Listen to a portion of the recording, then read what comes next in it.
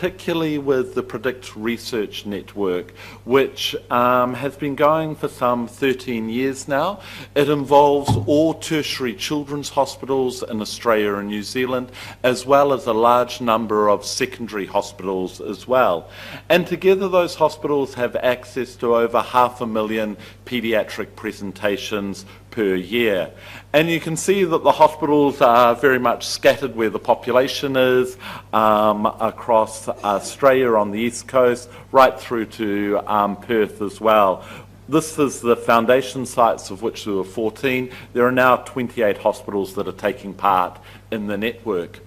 And as you would expect, our research portfolio looks very similar to what we see coming through the door, in that we look at a number of conditions from that point of view. As David was talking about earlier, we've got a study coming up in a couple of weeks' time in the Lancet, looking at 20,000 children with head injury and looking at which of those best rules, the chalice, the pecan and the catch rule, are appropriate to use in children.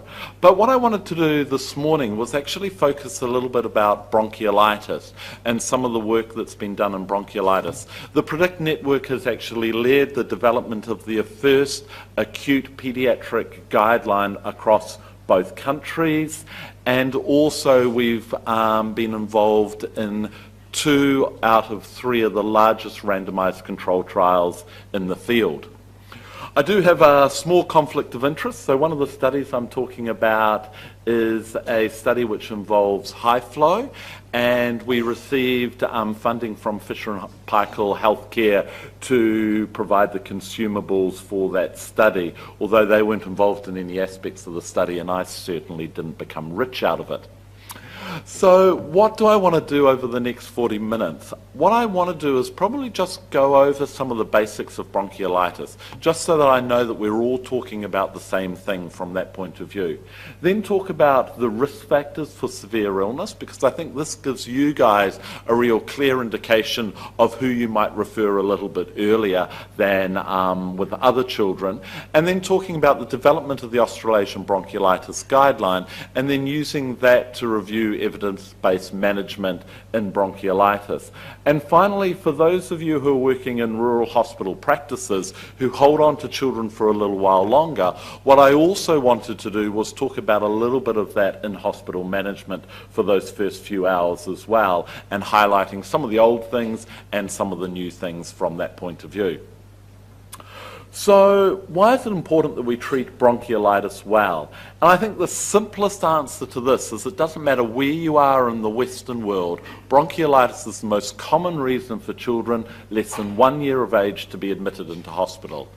We see over 1,000 admissions per year, and those who are admitted here in New Zealand are those who have health disparity. So it's Maori, Pacific, those who are living in the most poorest parts of our society.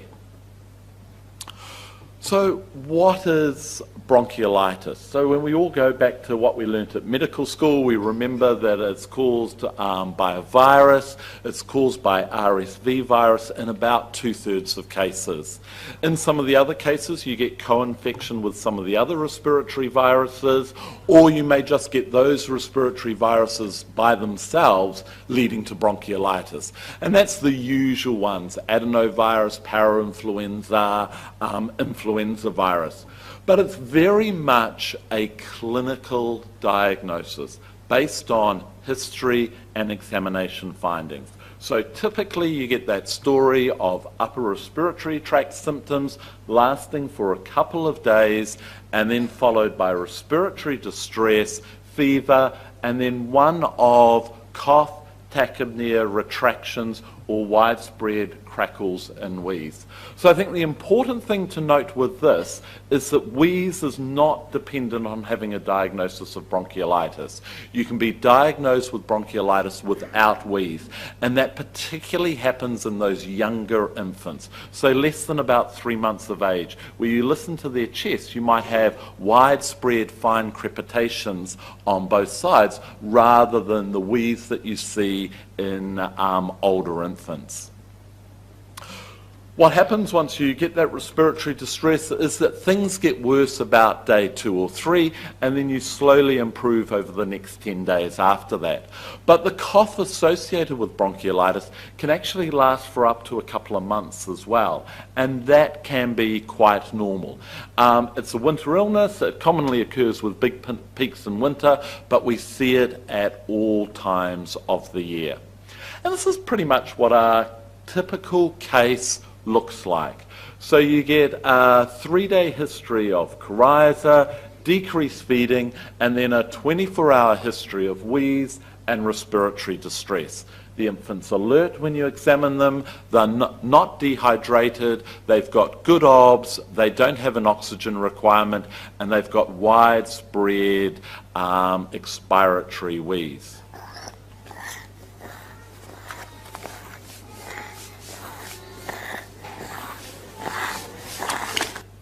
So he looks pretty cute, but he's got bronchiolitis. He's engaged with what's going on. He's working reasonably hard. He's got moderate indrawing there.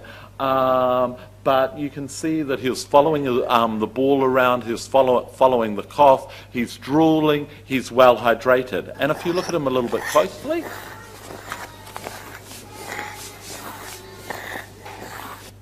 you can see some good example of the tracheal tug that he's got there as well. So what are the risk factors for an infant like that getting more severe disease, and what are the risk factors that we should look out for in terms of infants that we may want to send to hospital a little bit earlier? Some of them we can't do anything about particularly. So those are infants who are born preterm. Those are infants who are young, particularly younger than 10 weeks of age. And as I alluded to earlier, Māori and Pacific children are at higher rates than others. There are children that have chronic illnesses as well, particularly chronic lung disease, congenital heart disease, chronic neurological disease, and failure to thrive. And also those infants who are living in suboptimal postnatal environments. So those are ones who are exposed to cigarette smoking, but also those who have had not breastfeeding for the first couple of months of life as well. So particularly those children in the middle with those chronic illnesses, and the preterm and the young infants, they're the ones that tend to deteriorate quicker, and they're the ones that, if they look okay, you may want to send in earlier rather than later. So how should we be going to manage that infant? And as David talked about, there's been a guideline which has been developed across Australia and New Zealand. And that was released late last year, and you can see the website where that's available down the bottom there as well. So that guideline was developed by 20 individuals of a guideline development committee, and they covered emergency medicine, general pediatrics, ICU, as well as pediatric respiratory medicine. There were both nursing representatives and medical representatives, and there was also a broad range of metropolitan, tertiary, as well as rural across both Australia and New Zealand. And that team developed 33 key questions to look at in terms of bronchiolitis management, and then they went and undertook a review of the literature looking at over 12,000 papers, and then they evaluated those papers on the basis of the NHMRC and the grade standards in terms of evaluating the literature. So what you've got is a recommendation, but you've also got a strength of what the evidence is behind that recommendation.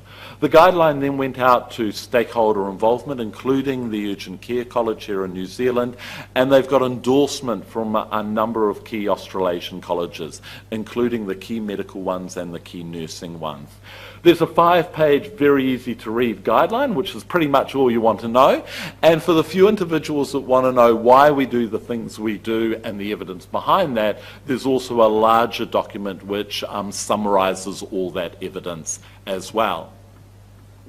And as I was saying, the evidence is graded in terms of the strength, and that's using an NHMRC approach, which is very much Australian focused, but because kind of 80% of the people who are going to be using this guideline are based there, that's what we used, and they simply rate the evidence from A being excellent right down to D, and the grade approach is used more internationally. So it's used for the resuscitation guidelines, it's used by WHO, and that evaluates things as the strong, conditional, or weak. So what you get is you get a question like this: should you use steroids at the top? You get a clinical recommendation. So the recommendation is not to use steroids in infants presenting to hospital or hospitalized with bronchiolitis, and that's got the highest strength of evidence behind it. So NHMRC A and grade strong. So what do the guidelines show us? Well, no surprises in that they actually talk about the management of children with bronchiolitis being very much support of respiration and hydration. Oxygen started when saturations are only less than 92%. And there's a question around that. If you go to Canada and to the US, that level's actually 90. So don't feel particularly worried about the infant with 91% in front of you from that point of view. Fluid replacement, and I'll talk about that a little bit later. But what I wanted to focus on is there's high level of evidence for no efficacy for chest x-rays, antibiotics, adrenaline, steroids, and salbutamol. So not to use these things.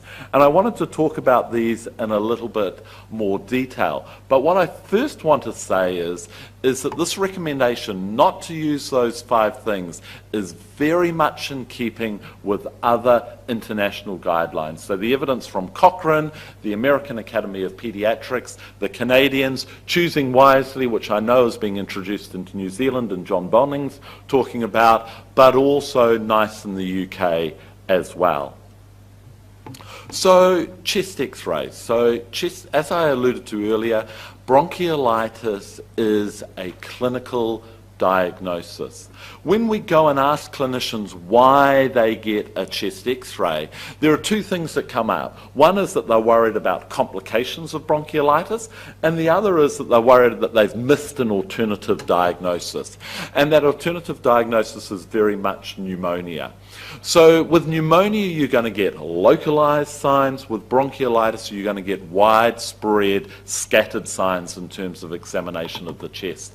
And that's why looking very closely at what that natural history of the infant is as well. And I'll talk a little bit later about fever and bronchiolitis and what that means. But you do get a fever when you get that onset of respiratory distress. It is part of bronchiolitis. It's not a reason that you're missing a pneumonia and needing to get a chest x-ray. The other thing that people are worried about is complications. The major complication is a pneumothorax, and we've recently completed a study of 1,400 infants who had an oxygen requirement when they came into hospital with bronchiolitis. So they're the sickest third of the children that we saw in hospital, and in that study, pneumothoraces occurred in 1 in 700 infants. So they're incredibly rare, and what you see an acute deterioration rather than that deterioration that happens over a couple of days. And we know that if you take a chest x-ray, that's the thing that's most likely to lead to inappropriate antibiotic use and the side effects associated with that as well, not to mention the radiation risks. So what about salbutamol? And this is probably the biggest problem that we have. And it's not just a problem in general practice and primary care and urgent care, it's a problem in my hospital as well, and that 25% of the patients that we treat get inappropriate salbutamol for their illness. And the recommendation not to use salbutamol up to 12 months of age is consistent with the recommendation for Cochrane, AAP, the Canadian Pediatric Society, Choosing Wisely, and NICE. Everyone says the same thing. Don't use salbutamol up to 12 months of age. And the reason for that is that there's a large evidence base behind that, 30 randomized controlled trials in nearly 2,000 patients. And if you look at that in meta-analysis, the use of salbutamol does not change the rate of hospitalization, does not change the length of stay, and doesn't even change your oxygen saturations as well. And as I've said, there's very strong evidence, grade strong NHMRC-A. We know that salbutamol has adverse events, and we've all seen this. The children that become tachycardic, they also get hypertension if that would be measured, and paradoxically, if you give too much salbutamol, you can actually get VQ mismatching, and you can actually drop saturations as well. We know they get hyperactive, we know they get tremors, we know they get flushing. This is something that everyone's seen in their day-to-day practice. There are a lot of things that we can blame Americans for, including Donald Trump. In bronchiolitis, I think the biggest thing we can blame them for is this idea of a trial of salbutamol. So this was something that was in previous versions of the American Academy of Pediatric Guidelines. It's no longer in their current version, which was published in 2014. And the reason for that is we know that the clinical course of any infant with bronchiolitis waxes and wanes as they get a little bit of mucus plugging, as they get other pathology that happens in their lungs. And so what happens, within 15 minutes, you can have a different appearing infant in terms of the amount of work that they've got in terms of their respiratory distress. What's important is that trend over time. What we also have is we do not have a good objective measure to determine what a positive response to a trial is. So we know that it doesn't change anything that actually matters in terms of being admitted into hospital, getting fluid or not getting fluid support, or actually your length of stay in hospital. So although older guidelines suggested that a trial, this is no longer recommended by all those groups that I was talking about earlier. What about the idea of giving salbutamol, maybe not to the 6-monthers and below, but to those who are kind of between 6 and 12 months? So, you know, I've given you that hard cutoff of not using it to 12 months of age. What about using it in those who are just a little bit under 12 months? Well, the Cochrane Review's done a sensitivity analysis where they've looked at the studies that enrolled patients as inpatients and studies that enrolled patients as outpatients. The outpatient patients were considerably older, and again, there was no benefit in that group. If you just limit it to studies of the infants less than 12 months and look at those who allowed infants older than 12 months, again, there is no clinical benefit with salbutamol. And we know that in those 2,000 children from those 30 randomized controlled trials, that actually there is a considerable number of children who are in that 6-month to 12-month period, and they have not been able to be teased out in any form, which has shown there is a clear benefit of giving salbutamol to those children. So thus, when we've got an overall evidence body which is very strong saying not to use it, we're quite comfortable in having that cutoff at 12 months. The other reason for that is that there's another Cochrane review as well. It's smaller, it's only involving 400 infants, and it's underpowered, but it's looking at salbutamol use up to 2 years of age.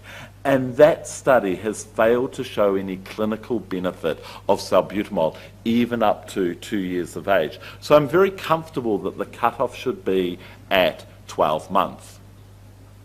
What about giving glucocorticoids? Again, as I alluded to earlier, is that example of the process that they're not recommended with a very high body of evidence behind it. And that comes from 17 randomized controlled trials involving 2,500 infants. There is no change in hospitalization in the day that you give it or in hospitalization over the next week, and there is no change in length of stay. And again, that's not recommended by any of the other bodies as well. And we know that glucocorticoids themselves are associated with adverse events. So it can cause vomiting, it can cause behavioural change, and that happens at twice the rate with 2 milligrams per kilogram versus 1 milligram per kilogram. We know there's sleep disturbance, we know there's risk of infection. So any paediatrician who's done a number of years of practice, who's seen those infants who have got bronchiolitis and then been exposed to chickenpox and ended up in the intensive care unit because they've received steroids. There's also long-term sequelae of given multiple short courses of steroids throughout a child's childhood as well. That makes us concerned about that inappropriate use. So those of us who have trained in Australia and New Zealand and the UK do not use a lot of adrenaline for bronchiolitis, but our North American colleagues use an awful lot of adrenaline in terms of their management of bronchiolitis. And again, this is not recommended. There is, again, a large body of evidence behind that, and all the societies that I'm talking about no longer recommend that as well. So what about antibiotics? Well, we don't want to give antibiotics, obviously, for a viral infection because we know they don't work for that. But it's often the concern that there's an underlying bacteremia associated with the bronchiolitis as well in terms of why people give antibiotics. The risk of that is actually very small. It's about 1 in 500. And those infants tend to look very, very unwell, and those are infants who you're going to send along to hospital to be managed in hospital from that point of view. So I think anyone that you're sending home with bronchiolitis, there is certainly no need to be giving them antibiotics at all. And the actual risk of bacteremia is 10 times less than what the risk of bacteremia is if you see an infant with fever without a focus. And obviously we know that in 1 in 15 children who receive antibiotics, they're going to get adverse events, be that GI disturbance and allergic reaction, and also the concerns that if we use a lot of antibiotics, we're going to get antibiotic resistance in our communities as well. So I've talked a little bit about investigations. I've talked about chest x-rays and not needing to do chest x-rays, but there's also, and this is in the guidelines as well, clear evidence that there's no need to do any viral testing, including cohorting of patients in hospital. There's no need to do any blood tests. The only proviso in terms of no investigations is a small group of patients who are less than 2 months of age and have a fever of greater than 38 degrees. Those infants are at higher risk of having a co-infection with a urinary tract infection. So those infants should undergo urinalysis to exclude a urinary tract infection as part of their management as well. So in summary, in terms of just looking at the clinical management of bronchiolitis, it's a clinical diagnosis.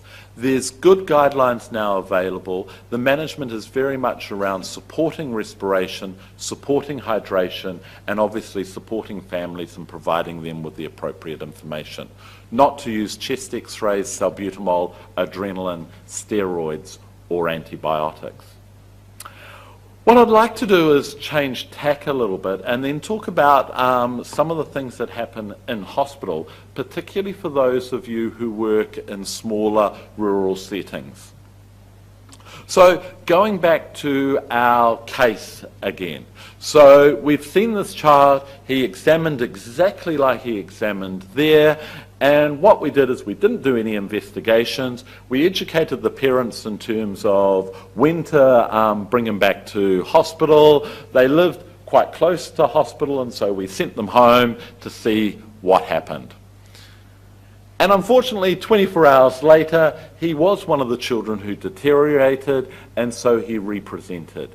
He's had decreased feeding now, only 50 mils in the last 12 hours. There's now 48 hours of wheeze and respiratory distress. He's working a little bit harder, and he's developed a small oxygen requirement as well.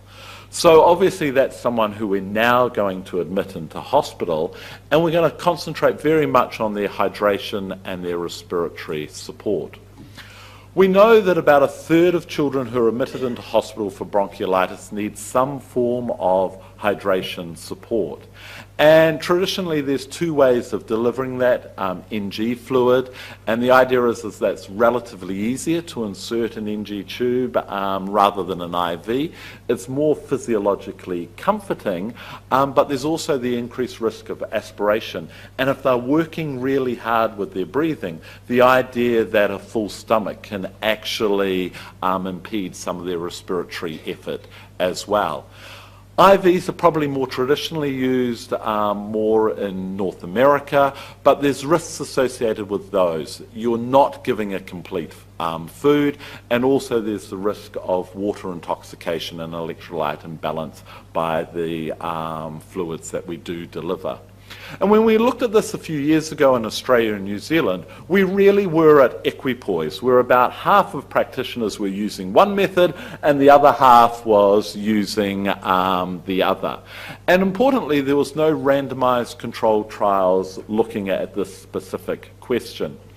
So we undertook a study which was known as the CRIB study, and this was to compare the two methods of hydrating children who presented to hospital with bronchiolitis between 2 and 12 months of age. We enrolled 759 infants in 7 hospitals across 3 bronchiolitis seasons. And I think what's important is probably the idea of when we considered starting fluid as well. So that was a history of reduced oral intake for at least 6 hours, and in reality these infants actually had it for about 24 hours rather than just 6 hours, with reduced urine output and or signs of dehydration. The outcome that we were interested in was length of stay, because that is where the major cost is with bronchiolitis. And we looked at the usual secondary outcomes which have been looked at for the other studies as well. The interventions were half normal saline. If we repeated the study again today, we would actually use 0.9% saline, because that's the fluid that we use as maintenance in all our children. And both fluid types were given at about 80% of maintenance rates. The infants that were enrolled in the study are really the infants that we see in hospital with bronchiolitis. So about 2/3 of them are boys, about 1/4 of them have already had one other episode of bronchiolitis, 10% are preterm, and about 50% of them are from households where active smoking occurs. This slide looks at the primary outcome, and you don't need to be a statistician to look at that and see that there's no difference at all between the two fluid types. And it didn't matter how we actually looked at that. There was no difference in terms of the number of infants who were admitted to the intensive care, and there was no difference in terms of other adverse events. Importantly, there was only one episode of epistaxis, and that actually occurred in the IV arm. Not quite sure how that happened. And there were no episodes of aspiration when those children were watched in hospital over that period of time. So again, that's a very, very rare event if the NG tube is put down appropriately. What there was a difference is the first up success rate of getting in the tube that you wanted to get in. So the nasogastric tube went down 85% of the time. That's probably because it's done by our nurses and they're really good. Where the doctors struggled with getting the drips in, and these are doctors who kind of work in the tertiary children's hospitals and should be relatively good at getting drips into little fat babies. And this resulted in an inability to actually use the treatment that they were assigned to. So 25% of those assigned to IV actually had to go on to NG, and 5% of those who were assigned to NG had to go on to IV fluid.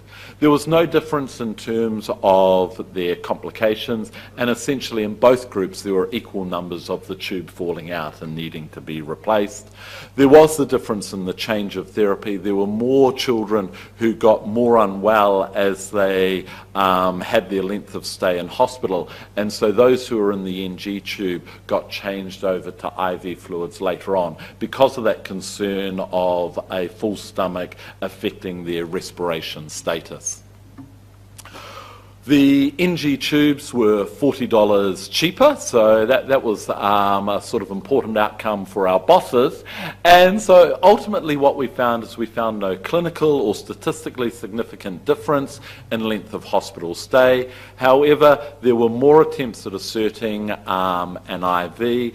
IV treatment resulted in greater treatment failure. The IV cost more. There was no increase in adverse events. So when we need to give fluid to our patients now with bronchiolitis, it's via an NG tube. And that's pretty much standard practice around the hospitals in Australia and New Zealand.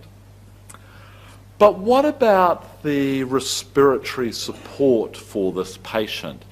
And what I wanted to touch on, particularly in the last 10 minutes, is high flow. And there's really been a plethora of these machines kind of appearing in our emergency departments, on our paediatric wards, and I know from talking to our colleagues who are working in small rural hospitals that they're in their settings as well. What's their role in bronchiolitis? Well, one of the problems with high flow is there's actually no standard definition of what high flow actually is. So I think the most pragmatic one is that low flow is sort of 2 litres per minute via a nasal prong cannula, and high flow is really anything north of that. And although there are a number of machines available on the market, they all essentially do the same thing. They have a blender which dials up your FiO2 of oxygen, and they have something that humidifies the inspired air and something that heats the inspired air as well. And essentially they look like this. So you have some nasal prongs that look pretty similar to the usual nasal prongs going into the infant. You have a thick tubing going out where the heating and humidification occurs. There's a bag of fluid hanging up there to do the humidification, and then it's attached to an oxygen source. And then there's about a shoebox-sized contraption that actually does all the work of the humidification and the heating. And that's quite different to the traditional nasal prongs where you stick it up the nose and you plug them into the wall. The heating and humidification is quite important. We know that if you use non-heated and non-humidified gas, particularly at high flow, that can cause adverse events, particularly trauma to the nasal passages, but also actually affecting mucociliary clearance as well. If you give high flow and it's heated and humidified, newborn infants can tolerate up to 8 litres per minute, and adults who are awake and comfortable and sort of talking like me can actually tolerate up to 50 litres per minute. And any of you who have gone to Fisher and Paykel stands, they'll sort of plug you into it and give you a crack at trying it. We also know that, as I alluded to earlier, it helps with mucociliary transportation, but also all the work that we do in terms of breathing is that we take in air which is at room temperature and unhumidified, and then what we do is in our nasal passages we humidify that and we heat that up to body temperature. And obviously that requires energy, and so by putting someone on high flow using heated humidified gas, that decreases some of that metabolic load on the body. The mechanisms why high flow work are not exactly known, but the sort of 3 key aspects, and what we don't know is sort of what's the most important one of these. What it does do is it washes out the nasopharyngeal dead space, and so what that allows is passive diffusion of CO2 out and passive diffusion of air in.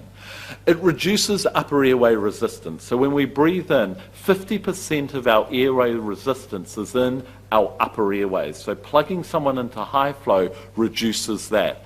And also you provide positive distending pressure to the airways. You're able to open up the alveoli. With high flow, that's dependent on a number of things. So the flow rate, dependent on how big the child is, the size of the nose, and the size of the cannula. And although we don't know exactly how it works, what we've got is very clear evidence that it actually works. So what this graph shows is down here, this is diaphragmatic work with an electrode attached to the outside of an infant with bronchiolitis. This is,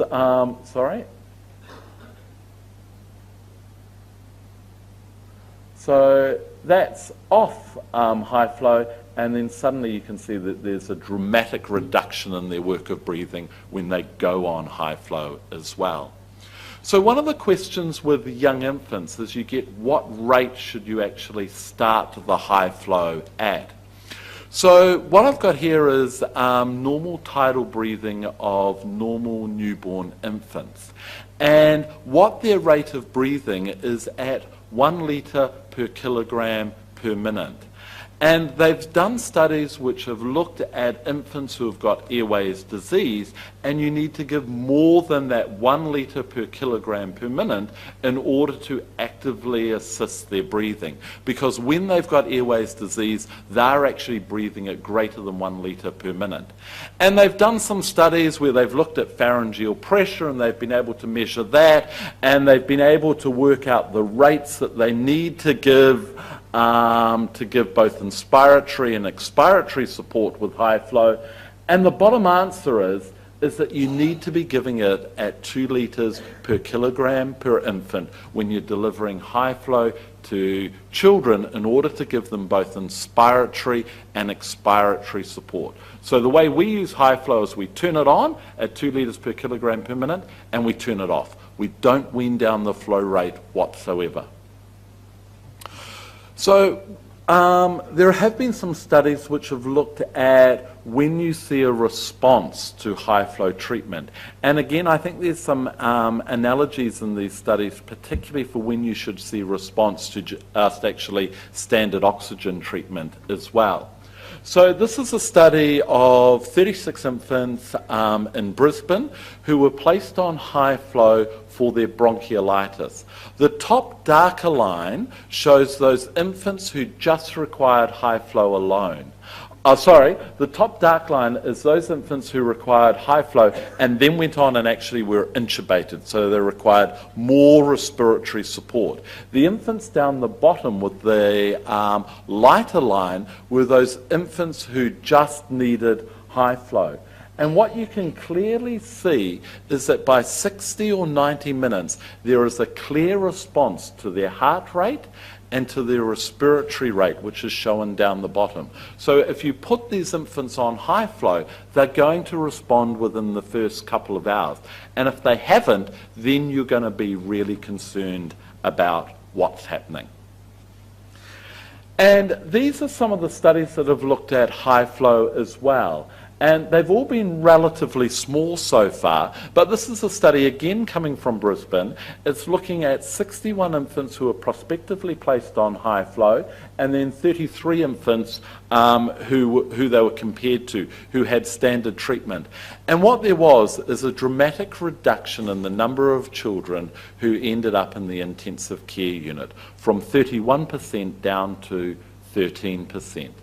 And again, these slides look very closely at the same thing that I was talking about earlier. But here you've got both treatment arms. So up the top here, we've got those children who have both failed high flow or failed standard nasal cannula oxygen. And these are children who have responded to high flow and responded to nasal cannular oxygen as well. And what CEWT stands for is Children's Early Warning Tool. So that's a combination of heart rate, respiration rate, and saturations as well. But I think the point that I want to make is, if you put a child on oxygen who's got an oxygen requirement with bronchiolitis, by about 2 or 3 hours, you should see a response to their respiration rate and to their heart rate. And if you're not seeing that, you want to be really worried about that patient, particularly if you're in a small rural centre. You want to be on the phone to get them out of there as quickly as possible. So what's the evidence base that we've currently got for high flow and bronchiolitis? So although these machines are being very widely used, the evidence base is actually quite low quality at the moment, or particularly at the beginning of the year before a number of randomized controlled trials came through. So essentially we had before and after studies of high flow being used in intensive care unit environments, and what they did is they dramatically reduced the rate of intubation in those environments. But they're all low quality studies and they're subject to confounding as well. And in the last month, we've had a couple of randomized controlled trials published in the field. The first one is not so relative to you guys in that it's children who are managed in the intensive care unit environment.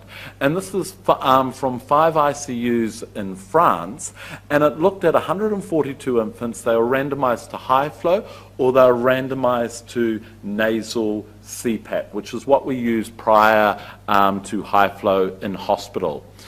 But what it showed is that high flow didn't work as good as what it showed in the non-randomized evidence. And I think this is the important take-home message, in that the children failed high flow in 50% of the time, with 30% of them failing nasal CPAP. So the study was set up as a non-inferiority study, but what they actually found is that nasal CPAP was superior to high flow. But it wasn't all bad news for high flow. Those children who had failed nasal CPAP, high flow was able to rescue 80% of them.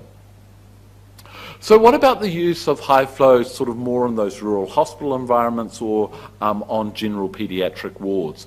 We've got some small studies which show that it's safe and show that nursing ratios can be maintained. And again, just last month we had the first study that was published using high flow. It came from Newcastle in Australia. It was 200 infants. They used high flow at 1 litre per kilogram per minute, which, as I said, is not the rate that any of the other tertiary children's hospitals are using high flow, and not the rate that I would recommend using high flow at all. But again, they showed no difference in their primary outcome.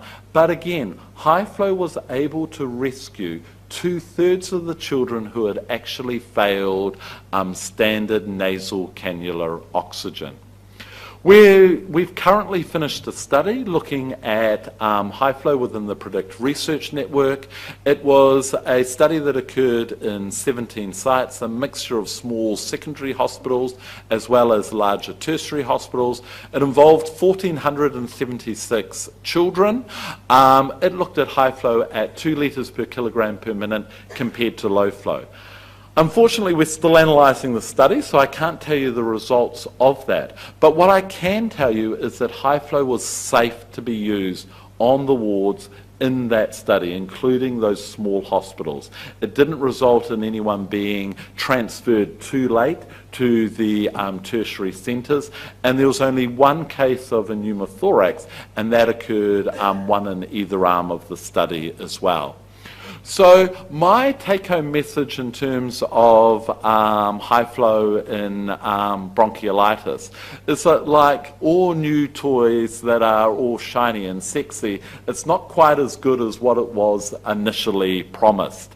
There is good observational data of reduced intubation in intensive care units. We have good physiological data of when to use it, at 2 litres per kilogram per minute, and to actually look for an effect after the first couple of hours.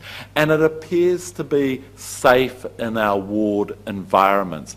But it looks very much like it's a rescue treatment rather than something that everyone needs in their small hospitals in order to manage the children with bronchiolitis. So, in summary, bronchiolitis is a clinical diagnosis. Remember those risk factors for when to refer early. No chest x-ray, salbutamol, steroids, adrenaline, or antibiotics. NG tubes, for those of you who work in rural settings and need to give fluid, is the standard method of care.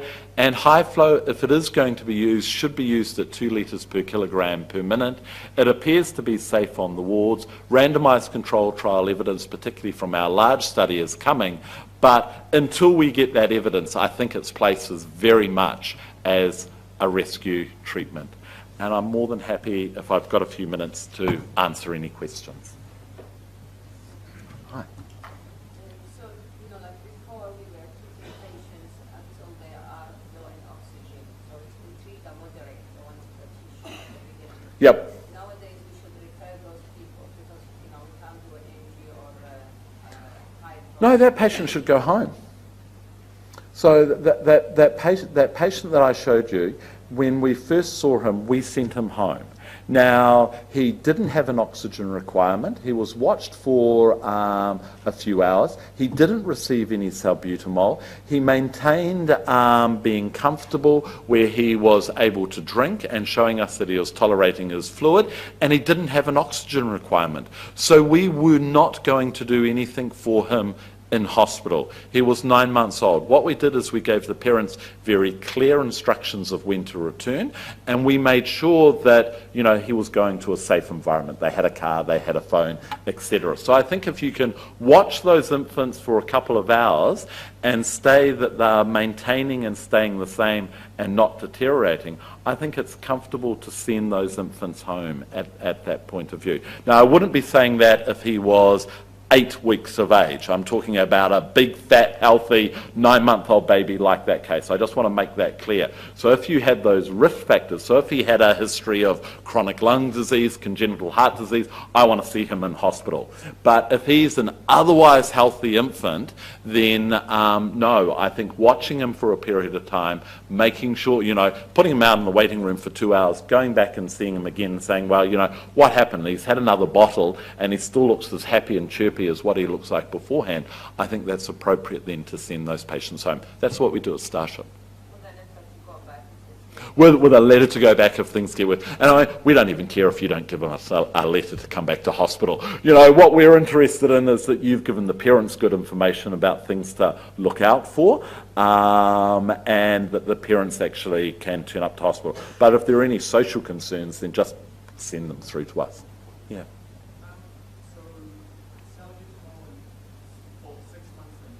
No, salbutamol in 12 months and less, no.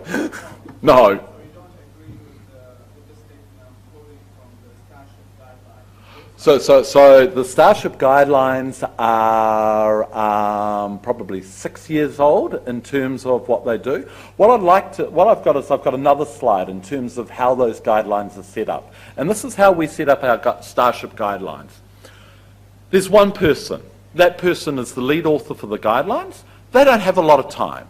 They have to do a little review of the literature. They look at the literature. They then write those guidelines for our registrars and our house officers so I don't get woken up at 2 o'clock in the morning. And then they send it to all their mates. We all have a look at it in our 200 emails that we get all day. We may kind of write an email back, or we may not even look at it and go, that looks all right. They then get published on the website. Those guidelines have then been taken and are one of 3 references for a statewide guideline in Australia. So that process is not transparent. There has not been a systematic review of the literature, and obviously we just don't have the opportunity to write good guidelines like that. So when people quote me and say, this is what Starship says, I think there needs to be a grain of salt. Those guidelines are written for my staff in the middle of the night, so they basically do what they do, and then I give them other information where I say, don't use salbutamol. What we're doing is actually changing the guidelines in the next couple of weeks, and they'll look exactly like that. But I think that's an important point about relying on those kind of guidelines. There's not a lot of high quality work that's gone to them. It's not because we don't want to do it, it's just because that guideline that I've just presented to you took 18 months to get through to where it's a huge amount of work. We can't do that for everything. So, yeah, so I completely disagree with what's written on the Starship guideline, but that's based on older work. It's going to look different in a few weeks' time. One of the other things that's on that guideline in the literature is the MG2 feeding. So, if you throw in the red slide, I'll say tell them not to overfeed. And I think it says 1/3 of the sometimes we try to tell a parent, oh, give them the bottle of overfeed. It's difficult to say, let them drink, but don't let them overdrink. Oh, exactly. And for all of those of you who are parents, you really know that that's the case. So, look, they only need about 80% of their maintenance fluids in order to go through.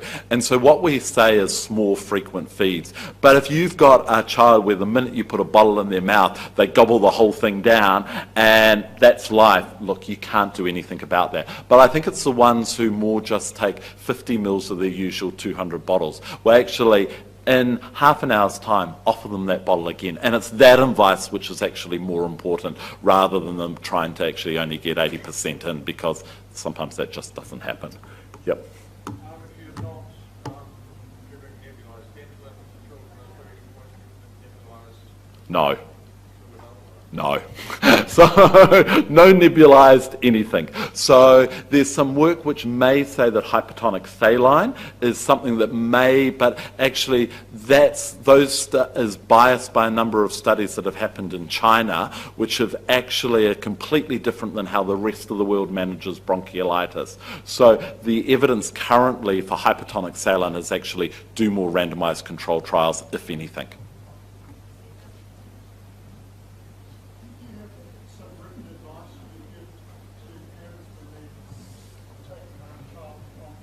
We do, yeah. So, and that written advice, I don't think is available via the Starship. I don't think that's available via the Starship website. But I was going to say there's stuff on the Kids Health website. Some of it's the Starship stuff. Some of it's just stuff which is generalised, been put together.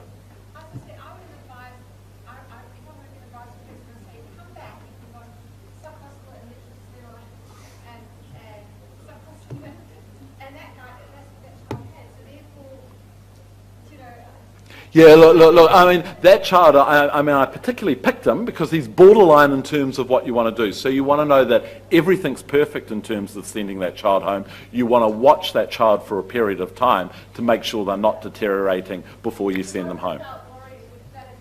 Yep, and we're happy seeing him and then watching him for 4 hours and sending him home. You know, so, we're not going to say, don't send him to us. Yeah. Last question, sorry.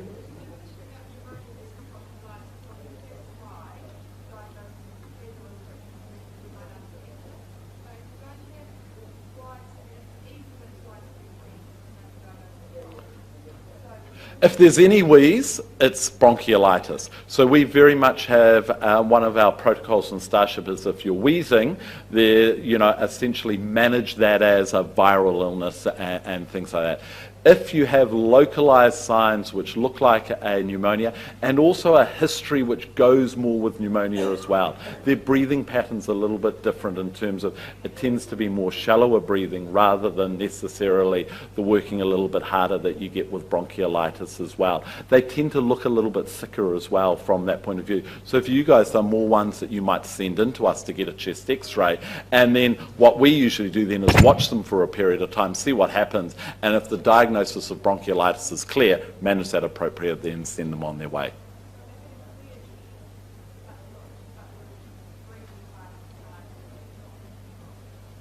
So if they had you can still have bronchiolitis with a clear chest. I think that's kind of difficult sometimes with those children, and so it's really how much they're breathing fast in terms of what we'll do about those children, how old they are. But those children are actually very, very few and far between from that point of view, but they are a little bit of a challenge. Thank you very much.